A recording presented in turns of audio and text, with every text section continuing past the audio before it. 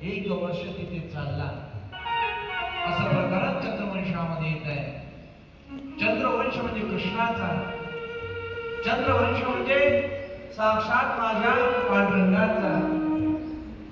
चंद्रवंश संपला आणि द्वापार युगाची सुरुवात संपली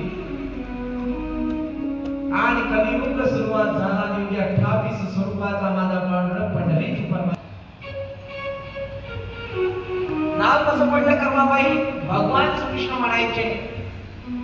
ठाकरे गुरुजी काय म्हणायचे? भगवान श्रीकृष्ण, भगवान कृष्ण कर्माबाईला म्हणायचे। काय म्हणायचे? जल्दी कर्मा, जल्दी कर मा, जल्दी कर मा, जल्दी कर मा, जल्दी कर मा। लक्षात येऊन राहिलं काही?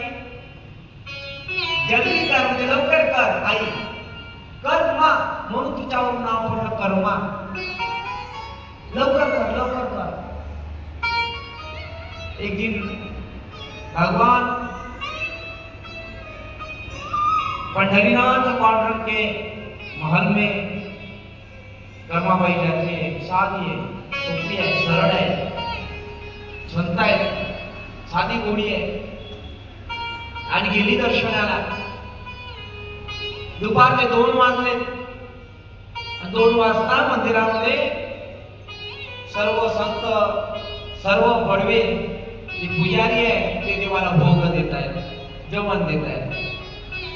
त्याच्या कर्मेला जरा पश्चाताप पडायला लागला। आता पण खूप वर्ष होता जेवला नाही, माझा देव उपाशी आहे। अंतःकरण भरून आला कर्माबाईचं आणि मनातून अंतःकरणातून आवाज आला, कृष्णा जर तू माझ्याकडे येतील ना तर रोजचा मी तुला घास भरवेल, मी तुला जेवू घालेल, जेणेकरून 2 वाजेपर्यंत तुला आधार होईल, तुला कार्य करण्यामध्ये सुजलाम सुफलामता मिळेल।